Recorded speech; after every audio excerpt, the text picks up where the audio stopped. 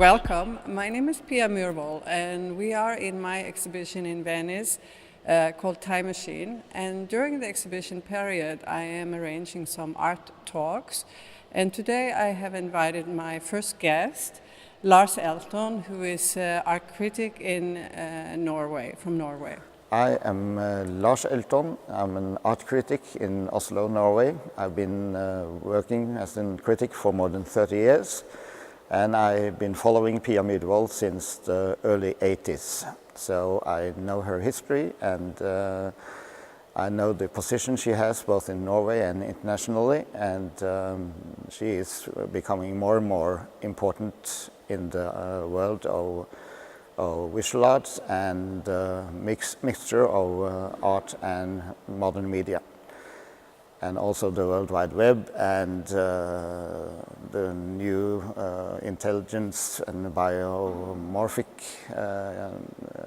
versions of art. And here they are in a beautiful church in Venice during the 2019 Biennale. So how did you come up with this work with a lot of technology and garbage in a space like this? And how did you find the space? Yeah, that took a little while to put together, to find the space. But when I saw this incredible church, you know, it's 15 meters under the ceiling, it's an historic church from the 14th century, it was another challenge because each of my time machine or light hack sculpture is site-specific. And it's like an action sculpture, yes. And I have a few days to put it up, and so I have to work with the space. That's good. And how has the space inspired you? It's inspired me with, first of all, the symmetric in the room, because the whole church is based on the entrance, and you can even see it in the tiles and in the architecture, that there is a symmetric point. And the church also has a kind of a step up in the room, which is I wanted to implement physically in order to have something very low here, which would sort of like drag you into the room. And you can see that the videos that I have, they are moving backwards. That's right. And it's kind of like you start here with the tree of life, I call this, just to have a name for it. Yeah. And then all the videos are pulling you back and through and back and through all the way to the end, where you have the big back wall, which is you know, culminating in the entire structure.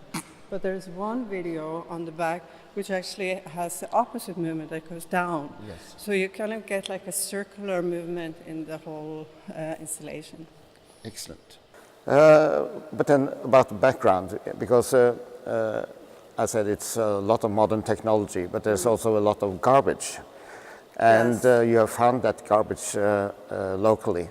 But concerning your history, you are born and grew up in Stavanger in Norway, which is at the time in the late 70s one of the richest cities in the world.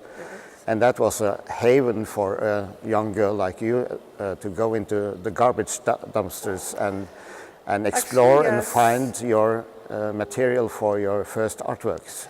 Yes, actually I was very young. I was you know, 19, 20, just starting my painting career.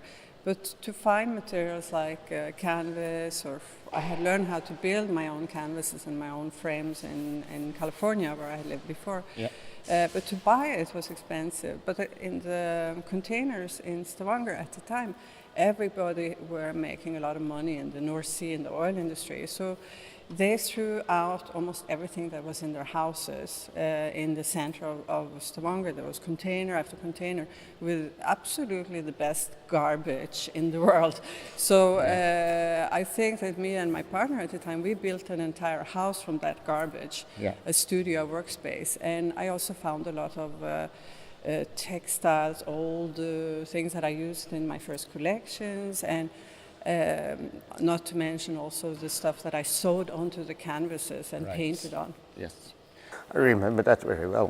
And so there's a thread through your history that starts there and ends here. and continues, of course. Yes, actually this thing about recycling and using old gadgets for new things is very current in art, and there's a lot of artists working on getting the public in order to recycle technological material and how to hack and build something from something else. It's a little bit like Mad Max, you know, you imagine a future where we don't have all the parts and we have to improvise and so on. I felt a little bit like this here. We found a lot of weird stuff in the back waters of Giudecca. Some of it's really heavy. We are 4 or 5 people to carry it. We had to get it on a boat. So it's not just like, you know, the simple piece of dirty garbage stuff. You know, this is parts for ships, parts for boats, for, you know, like different things. And it's partly also necessary for me to get this stuff for free because I don't have an enormous budget and I want to build something big in the space. I need a volume and I also need it to be secure, so I need heavy things so it doesn't fall over and so on.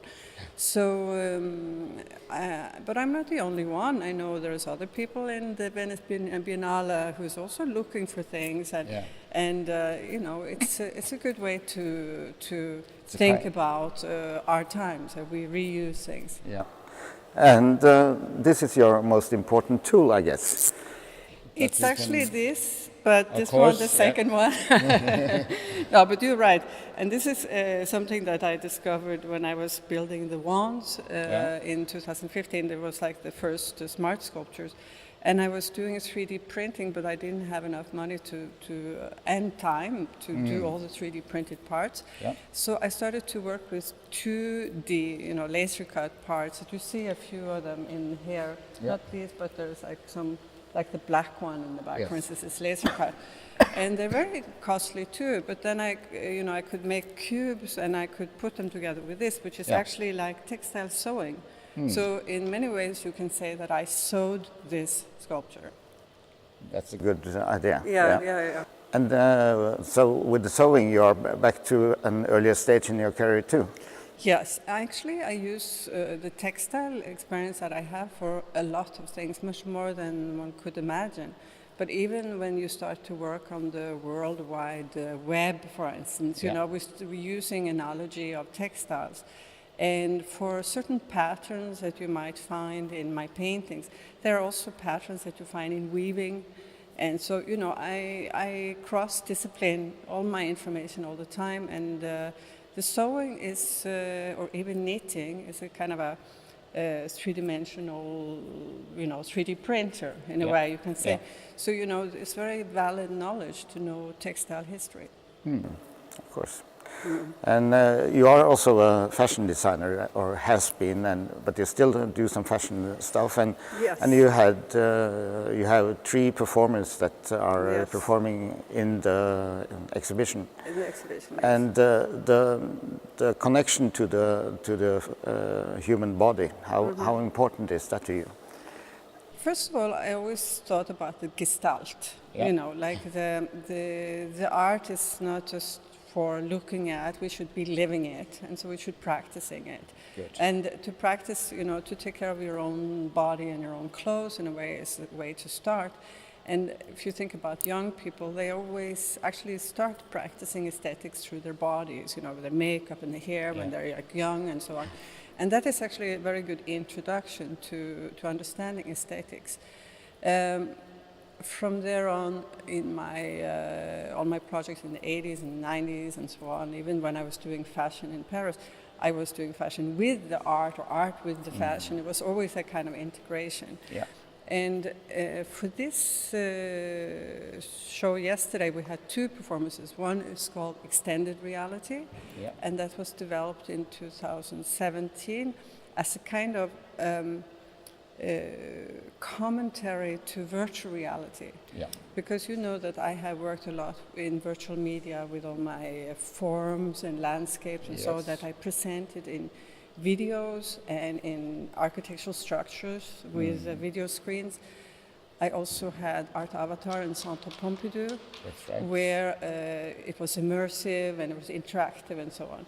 So the performer is wearing this mask, but he can't actually see anything in the mask. So it's like but I told the performer to work as if he is in an art project in virtual reality. Yeah. So he's moving around here, the sculpture, Yeah. like he's walking through landscapes and doing things and seeing things. That's right. And I wanted to introduce the surface of the person who is in virtual reality, because when I see somebody standing there, you know, I think they look really boring. If you Yeah. have 10 of them and you come into the room and see those people, it's really boring for the other people, Yeah. you know. So it's about that thing that you develop the aesthetics around the experience that you have in the headset.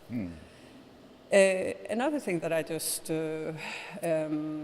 discovered is that for brain research, Yeah. they have found out that there is an inner eye in the brain. Yeah. And this inner eye has a receptor that sends the signal into the brain. Yeah. And that receptor is identical to the receptors behind the eyes. So that Interesting. means that we actually have a VR virtual reality tool built inside of us already, which is part of our consciousness. Yeah. So that is also interesting commentary. Good. Okay, that's a part of history, but you had two Sumerians greeting us at the door, at the Yes. entrance of the church. Yes. Give me some of the background for that, for those, because they appear as statues. They are not moving at all. Yes, they are Sumerians on holiday. That is the name of the project. And I am actually preparing something for 2020. I have many jubilees in 2020. I will be way too old all of a sudden. I have 40 years of work history coming, and I have 25 as an international designer. So I decided to connect a bit more to the roots with my fashion, together with my new ideas with technology. After all, there are very few artists that have this kind of combination of knowledge that I have, so I want to enhance that for the Jubilee. Yeah. And then I came up with this idea of the Sumerians on holiday as a haute couture collection first, almost like, actually not haute couture, but art couture. Yeah. So I'm only interested in the silhouette, what will happen with the textures and the silhouette and so on. Yeah. It's not meant for anybody to wear it really, except in performance situations. Yeah. And you know that I dressed some robots a couple of years ago, so I'm in that kind of land where I'm talking a lot about artificial intelligence. I speak about integration of biomass into my sculptures. So both extended reality and the Sumerians on holidays are biomass included in my art. And using the word biomass or organic material, it's a direct references to artificial intelligence and the kind of surveillance systems that we are in. Yeah. Because that will be the next steps in the future. So with the Sumerians on holiday for 2020, I plan a much more evolved situation. The two that we see here are just a kind of like a teaser, a start, both for me, but also for the next year when I have to look for my partners, my institutional partners, and my financial partners for this work. Yeah. That will be interesting. So Yes. you have several jubilees coming up. Congratulations. Yes. And good luck. Yeah, and thank you very much for coming, Lars. Same to you. You're really great to always show up. Yeah. Yeah.